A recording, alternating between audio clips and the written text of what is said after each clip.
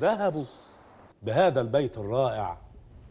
أبدأ الدفاع عن موكلي، رغم أن موكلي يا سادة ليس بحاجة لدفاع، بل أنني رفضت تقاضي أي أتعاب في هذه القضية، ليقيني بأن أي مليم سوف يدخل جيبي سيكون حراما. وسأوضح لحضراتكم إن كل أوراق القضية غير منطقية، وأدلة الاتهام التي ساقتها النيابة أدلة واهية، مجرد كلام مرسل، أونطة يعني، سواء تهمة القتل العمد أو التهمة الأخرى الخاصة بالإتجار بالمواد المخدرة، والتي انساقت فيها النيابة وراء محضر فاسد الإجراءات ومخالف لكل القوانين والأعراف، مما يهدمها جميعا ويجعلها غير ذات موضوع. يا أستاذ ادخل في الموضوع لو سمحت. سيد القاضي، حضرات المستشارين، احنا فعلا جوه الموضوع، وانا اوجه كلامي لعدالتكم، لعدالة منصتكم، للرأي العام، للشارع، لمصر كلها. يا أستاذ احنا هنا في محكمة مش على الهوا. سيد القاضي، حضرات المستشارين، احنا فعلا جوه المحكمة.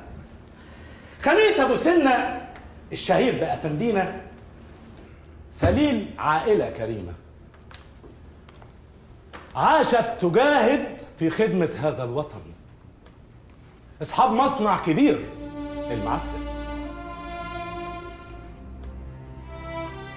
فاتحين أبواب رزق لناس كتير، العمال، رجال ونساء، شيوخ وأطفال. عشان كده أنا اعتبرت إن كل مليم حقده من القضية دي حرام. خميس أبو سنة نموذج للشاب المناضل الذي كافح منذ الصغر ليصبح رمزاً، قدوة، وهو تربية إيد سيدة كريمة، هي الست ضوية، هذه السيدة القاعدة اللي ربته أحسن تربية، باختصار جعلت منه راجل نفتخر بيه كلنا. ايه اللي انت بتهببه ده؟ انا معلمه؟ ايوه تعال. مال ايدك خرعه كده؟ اتفضلي يا معلمه. تفردها كده، تخبط عليها كده وتكبسها، تسلك معاك، وميزان افندينا يرضى عنك. ماشي يا حاج. مية مية يا معلمه. لما يا رجاله الوقت ازف. ما تقلقش يا معلم، يلا واقف.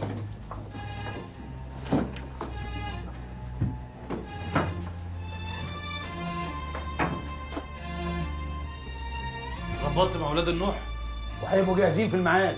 100 فار بيلعبوا في عبي لما بسمع سيرتهم. السوق ياما بيلم يا حاجه، واللي فلوسه حاضره هو اللي بيشيل. دول ناس سكتهم عوجه ونيتهم وحشه.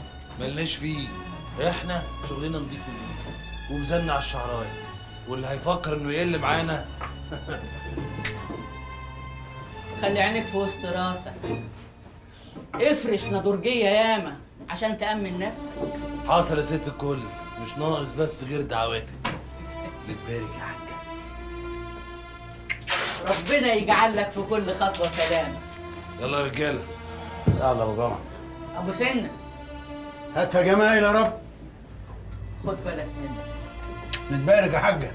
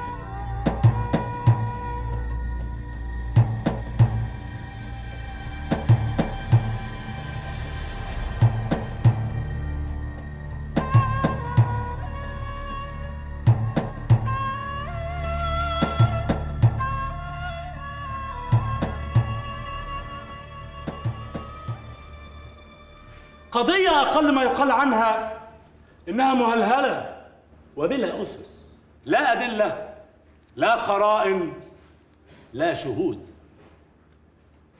مجرد فخ تم نصبه لموكلي من ناس انعدمت ضمائرهم، ناس انتزعت من قلوبهم الرحمة وامتلأت حقد وكراهية. هم دول أعداء النجاح، بل أعداء الوطن.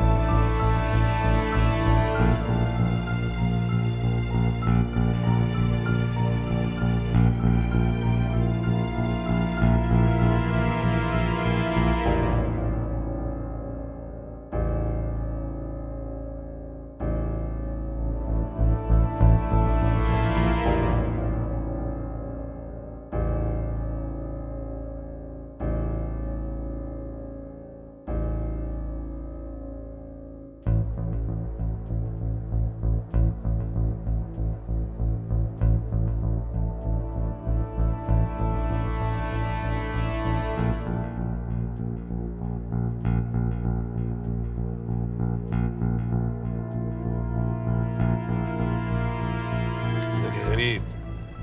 تمام يا فندينا، في ميعادك مظبوط. احنا كل شغلنا مظبوط. فطل طلع على البضاعة الأول. وماله طل، بس سلم تستلم، مش ده العرف. أنا عارف، وكمان جاهز، بس أحب أطمن. طمن وماله، ما يضرش.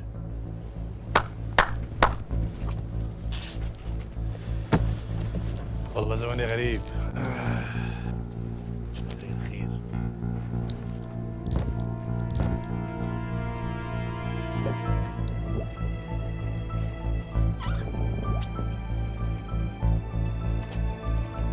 أصلي.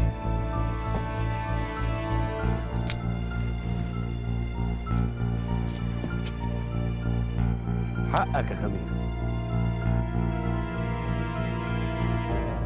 أصل يا غريب. أصل يا فندينا.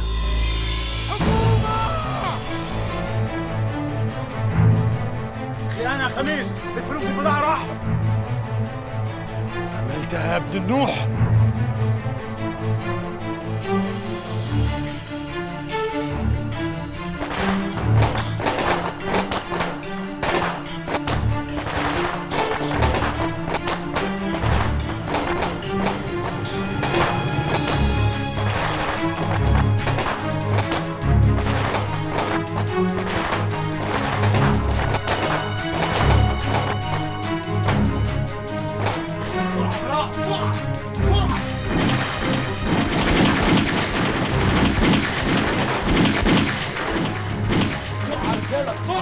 يلا بسرعة. كده يبقى سلمناه للحكومة وخلصنا منه. عفايم عليك يا ابن النوح. ما خلصتش منه يا غريب.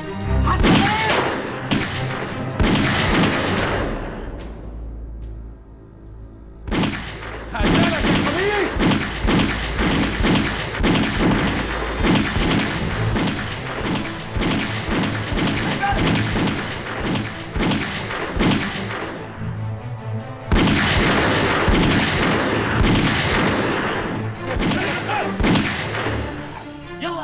امشي مع الرجاله انت، امشي. ارجع خد الرجاله وامشي دلوقتي يا خالد. لازم تهرب يا خميس، الحكومه طبت. اقول لك امشي. اسمع كلام يا خالد، روح لامي. امشي. هتموت يا غريب. امشي. يلا.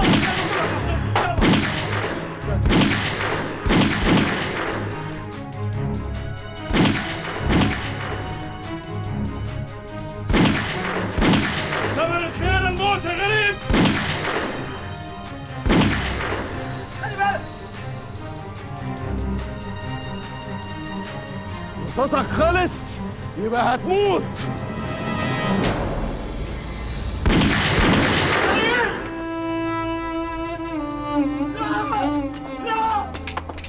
لا غريب. غريب. ارمي سلاح يا خميس. سلاح. لا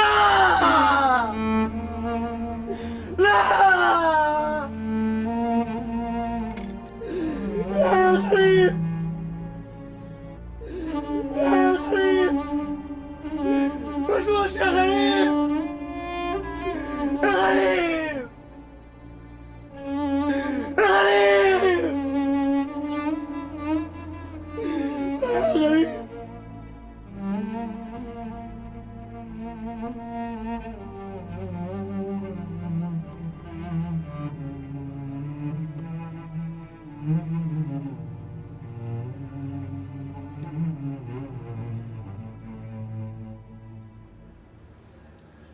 ثم ان اهل المجني عليه ما اتهموش خميس ابو سنه بقتل ابنهم، بل على العكس كل اقوالهم لصالح موكلي، سيما وان الشهود وتحريات المباحث افادت ان موكلي لم يكن يقصد قتل المجني عليه.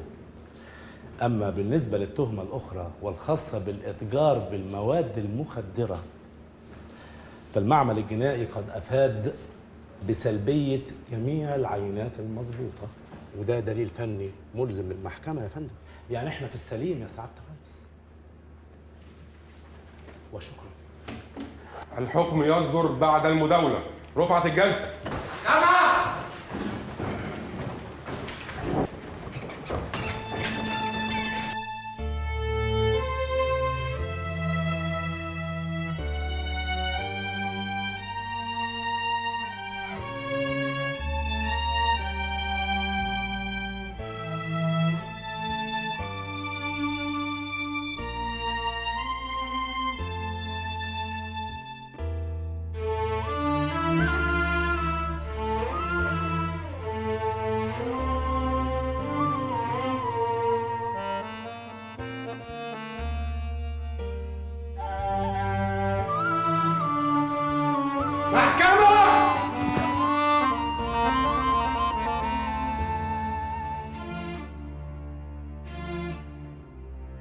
بسم الله الرحمن الرحيم. بعد المداولة والاطلاع على أوراق الدعوة ومواد الاتهام وسماع المرافعة، حكمت المحكمة حضوريا على المتهم خميس عنتر أبو سنة وشهرته أفندينا بالسجن 7 سنوات مع مصادرة السلاح المضبوط. رفعت الجلسة.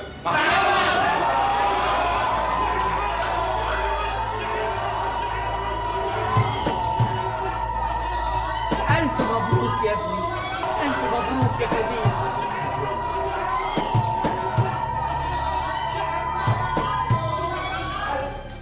روح عم خير، ما تخليهاش تيجي تزورنا. ما تقلقش يا ابو جمعه، هيعدوا اوام. روح يا عم.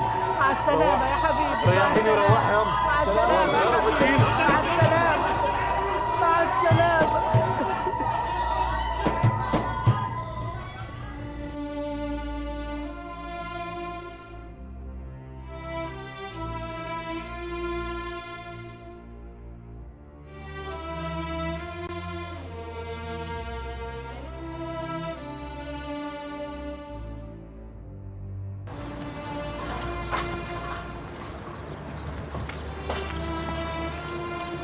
الله، ده الرجاله كلها هنا وربطت المعلم.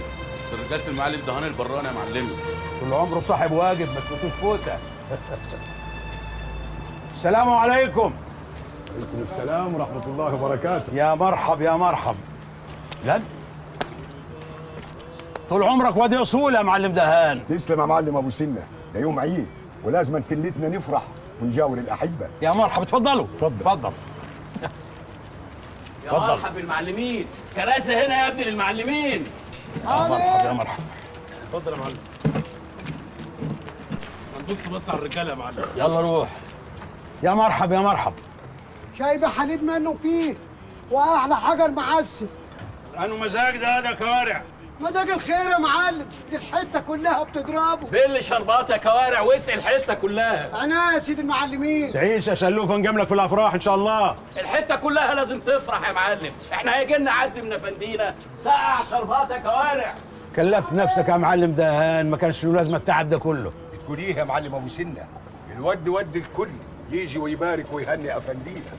ليه في كل بيت عربون محبة وفدان جمايل. الدنيا من غيره خراب يا معلم ابو سنه. ايوه، على قولك يا معلم، كانت ايام عجاف، لا تبل ريق ولا تريح بدن، الله لا يعودها ايام. النار ما تحرقش مؤمن يا معلم ابو سنه، وهو العدل بان وقال كلمته، وافندينا خارج للكل. الحمد لله. كله تمام يا معلمي، والرجاله مستعده. واللي هناك جاهزين وفي عرض الشارع منك يا معلم. عال. عايزه اول ما يطل يلاقي الفرحه والبهجه مزوقه المنطقه كلها. عايزه يلاقي الفرحه بترقص قدام كل بيت. عايزه يشوف النور بيلعلط على مدد الشوف، النور اللي اتحرم منه في سنين الظلم اللي عاشها بعيد عننا. هاتها جمايل يا رب.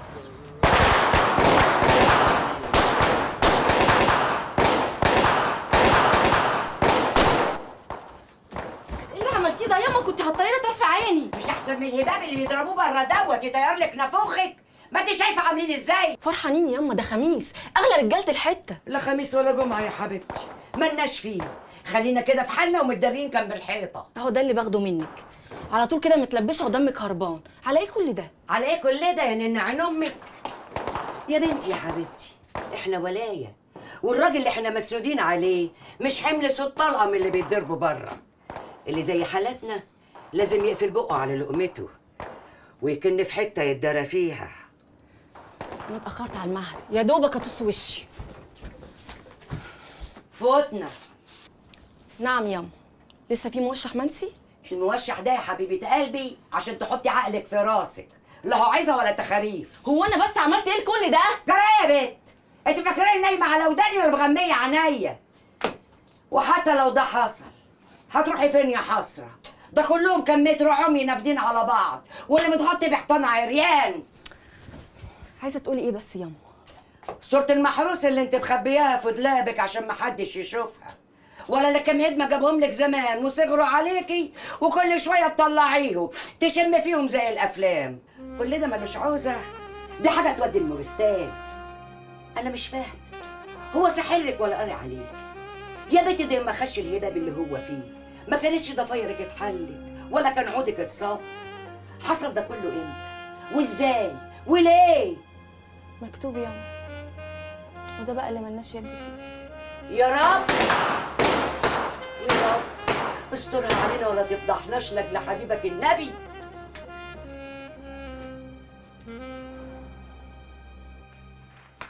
انت يا بيه، انت يا بيه اللي نايم ولا في دماغك كل اللي بيحصل لي. يا باشا يا بتاع الحق والعدل، قوم اصحى بقى قوم. بسم الله الرحمن الرحيم. ايوه، ما هو انا العفريت اللي جايبهولك الست الهانم البلسم اللي قاعده بره دي بس علشان تشلني وتنقطني وتخليني اشد في شعري ليل نهار لحد ما هنحل. صباحنا وصباح الملك لله. يلا اديني بقى بالطريحه بتاعتك انت كمان، ما انا اصلي ناقصاك.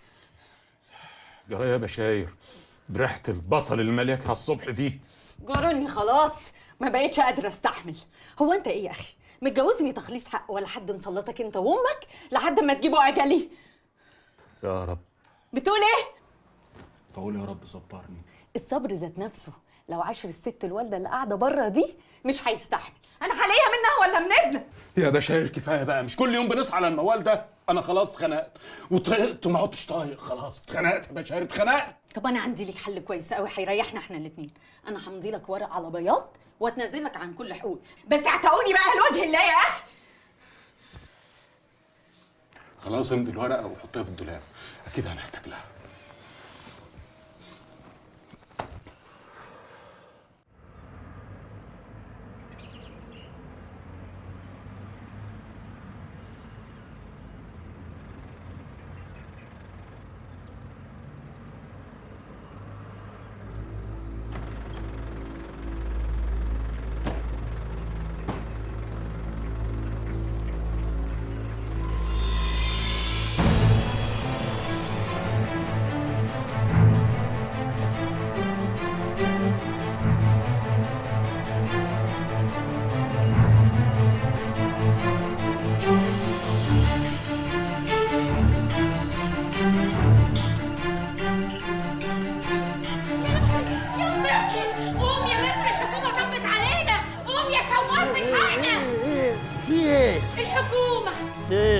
غيروها تاني؟ لا برروها تاني، يا نهار اسود، وانا عندي كمان شغل مهم. شغل مهم ايه؟ بقول لك الحكومه هنا هيشمعوا البنسون وياخدوا البنات.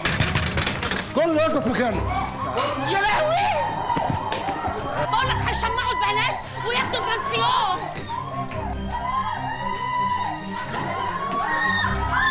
الحالات دي جري نص جدعانه. طبعا الحاله دي بيبقى جدعانه كلها. طيحني يا بطل، تعالى هنا.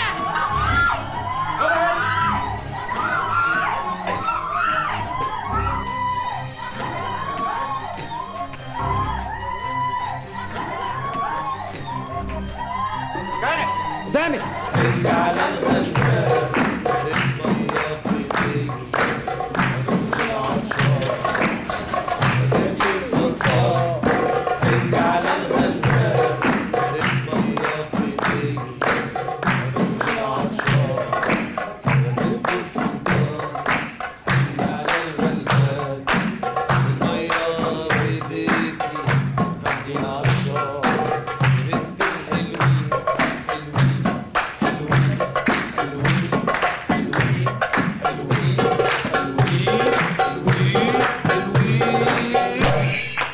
والله يا كبرنا هتقطع بينا. اتفضل شاي. الود بين الأحبة موصول يا شاويش محمد. طمني، ابنك اتعين في الداخلية ولا لسه؟ البركة في دعوات الحاجة. دعوات الحاجة برضو؟ وانت يا كبرنا حلوين. الله. حلوين حلوين حلوين حلوين حلوين حلوين حلوين حلوين. أي حاجة يحتاجها تجيلي من عينيا الجوز. بقول لك ايه يا كبرنا، الفلوس دي كانت متشاله لك في الامانات، وانا قلت اجيبها لك بنفسي لحسن يقلبوها لك وهم بيسلموك الحاجه. انا عارف ان انت طول عمرك نزيه ومش هتسال في المواضيع اللي زي دي. اتفضل يا كبير. الفلوس دي خليكوا رجاله زي ما انتوا. الفلوس دي يا شاويش محمد للرجاله هنا، لكل الرجاله، واي حاجه يحتاجوها، اي حاجه رقبتي سداده. اصل يا كبير، وكل شهر هيوصلك زيهم. طول عمرك كبرنا يا فندينا. حلوين حلوين حلوين.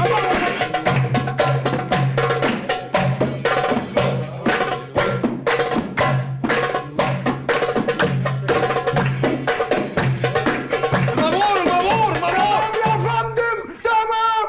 لا دي حركه حلوين.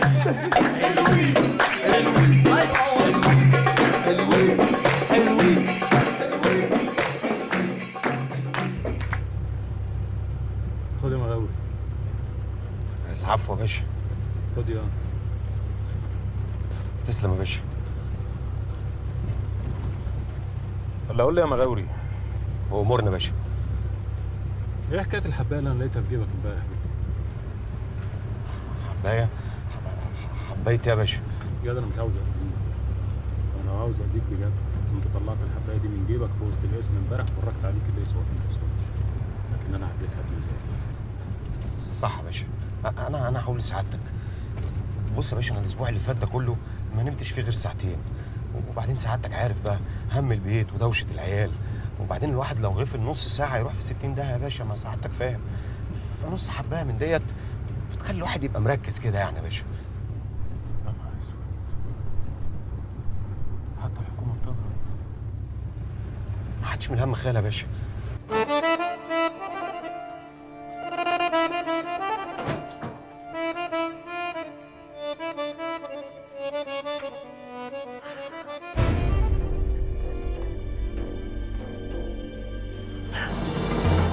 بسم الله الرحمن الرحيم. ايه عفريت؟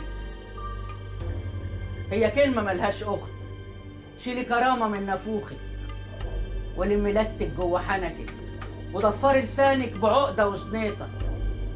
انتي مرات اخويا وهي مرات ابني، وعايشين مع بعض تحت سقف واحد في بيت ملوش غير ست واحدة بس. أنا ضاوية أبو سنة.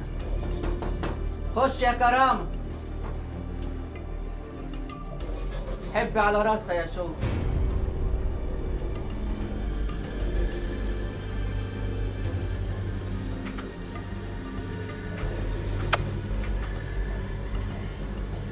تلم نفسك كده وانت واقفه تسرسري هتغرقي البيت.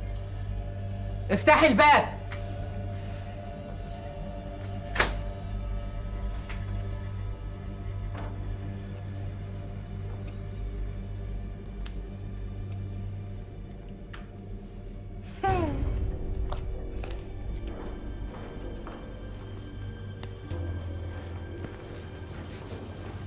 ضرائب يا بنت المعلم لفظ بدر الله. ما تاخذنيش يا خال، للضروره احكام. ده اسمه كلام برضه يا بدران. ايه اللي اخرك كده؟ ده انا قلت حاجه ليك هنا. اصلا انا كنت بادي واجب انساني لابد منه. انساني وقطع عنواني. لا يوم تتاخر فيه برضك، ده احنا مستنيين اليوم ده فارغ الصبر. ما تقلقش يا خال، ما تقلقش. ما قلقش ده ايه؟ الظابط اللي جوه بيقول انه هيخرج من هنا. ظابط ايه بس؟ اتقل. دفعه. اهلا يا متر، تحت امرك. راح فين ابن المدسوعه ده؟ اكيد بيقلب عيشه يا خال. عايزك تعرف لي خط سير المعلم خميس افندينا، وتعرف لي كمان ايه اخبار كشف المديريه. خميس افندينا مين؟ افندينا اكبر تاجر مخدرات اللي حبسوه ظلم يا ولداه. هما مش هيخرجوه من هنا برضك؟ لا، ما هو لازم ياخدوه الاول على المديريه عشان يكشفوا عليه، يعني يشوفوا عليه احكام تانية ولا لا. كبر كله كلام فاضي. وعلى ايه ده كله؟ مش كفايه 7 سنين ظلم وافتراء؟ خلاص يا خال، الناس ما بقاش في قلبها رحمه. لا مؤاخذه يا خال، ثانيه واحده. فين ابن الملسوعه ده تاني؟ اكيد برضه بيقلب عيشه يا خال. ما تعزم على حصول بسجاير ولا حاجه؟ عينيا حاضر. ايوه معاك سيجاره ما بيشربش في الخدمه. يعني ال 20 جنيه هم اللي في الخدمه؟ خدونا على السريه، الحقنا يا استاذ. طب اسمعي، مسي على الصول بشير بالشيط من اللي معاكي، ورش رشه حلوه على اللي حواليكي برضه. هي كام ساعه بس اخلص المصلحه اللي انا فيها دي، وبعد اجي لكم جري عشان اخرجكم. يا البلد سايبه، بلد فيها قانون. واجب انساني برضك؟ لابد منه. هاتها جمايل يا رب.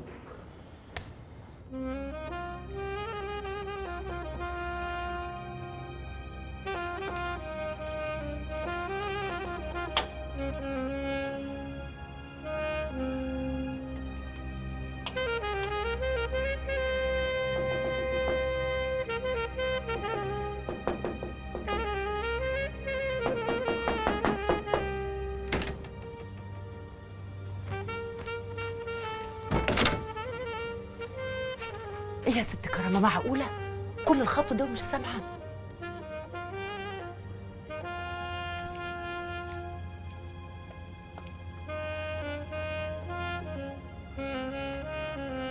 يا بنتي وحشك ها؟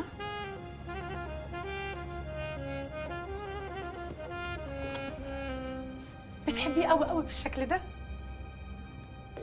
ان شاء الله هيرجع بيته ويدفي فرشته ويغسل عينيه بطلتك الحلوه من تراب السجن. قول يا رب. مش انا قلت لك الست ضوية هتاخد لك حقك تالت ومتلت؟ ما انت عارفاها بتشيب العيل في بطن امه، وبعدين هي اصلا مستحلفه لا تلف لسانها حوالين رقبتها وتحزمها بيه وترقصها في نار جهنم ان شاء الله، عشان يحرم يلدغ زي العقرب كده في البشر.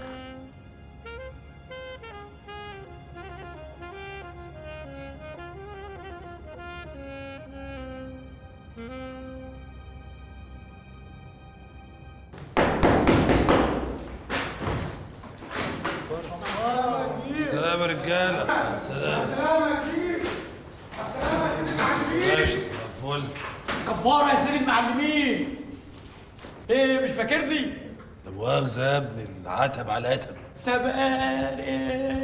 سبارس يا كده افتكرت يا معلم. انت مش كنت خرجت ورجعت وانا ليه بقى غيره؟ يا دي انت ايه جاحد؟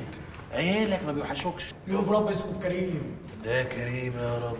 هو احسن برضه يتربوا بعيد عنك، دي خلقه تربي نشأة. وعلى خير العزم ان شاء الله. لا ده لفه طويله، ايش مخدرات وايش ابن عام وبين عنان اللي هكون هربت الفلوس بره البلد. ده انت جاي منوعات بقى. طب خد امسك، خلي دي معاك. ده خيرك سابق يا سيدي المعلمين. يد رزق ياض مكتوب لك ياض، خد ياض ما تقطعش. طول عمرك حنين يا سيدي المعلمين. والدنيا بره عامله ايه يا سبارس؟ ملطاش يا سيدي المعلمين، والناس بقت معشقه في بعضيهم ومحدش فاهم حاجه خالص، واصعب حاجه ان ما عادش في مزاج. ايه الدنيا بقت صعبه. خد امسك، انا هطيب لك مزاجك. لا لا ايه يا ده عدوي واخناتون، مفيش حاجه، مفيش حد غريب. خد ياض. الله، اي صنف ده يا معلم؟ صنف ايه يعني؟ مزاج الخير طبعا، هو في غيره؟ مهما الدنيا تتغير لا يمكن يتغير، ولا ريحته ولا لونه ولا ميزانه. طول عمرك على قديم يا سيدي المعلمين. يلا يا حنين. يتوب علينا ربنا.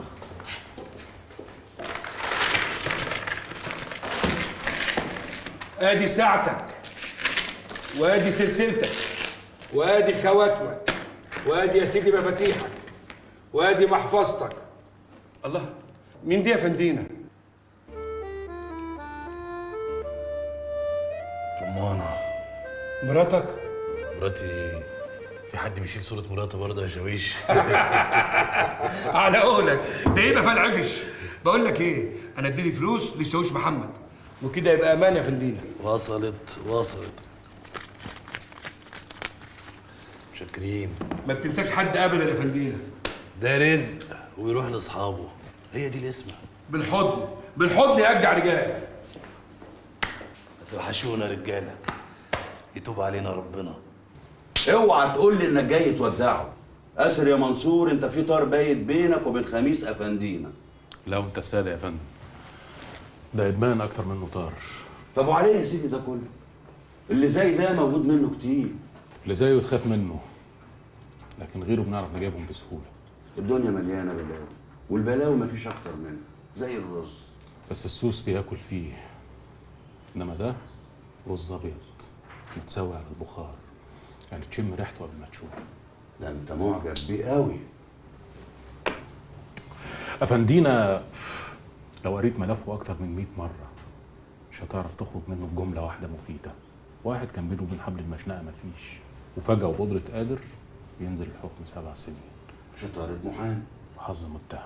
هو ده اللي خلاك تسيب كل حاجه وتيجي وراه لغايه هنا. في ريحه خطر يا فندم بيهدد خميس، خصوصا ان النوح ما اتهموش، يعني في تربايت. ده غير ان النوح استولى على البيت ورجع اهله تاني لشغل الشارع والشغل الشعبي والقطاعي. ودي فرصه يا فندم نلم الغله ونخلص من كل الوغش ده مره واحده. تمام يا فندم. خميس خلص الاجراءات وخرج.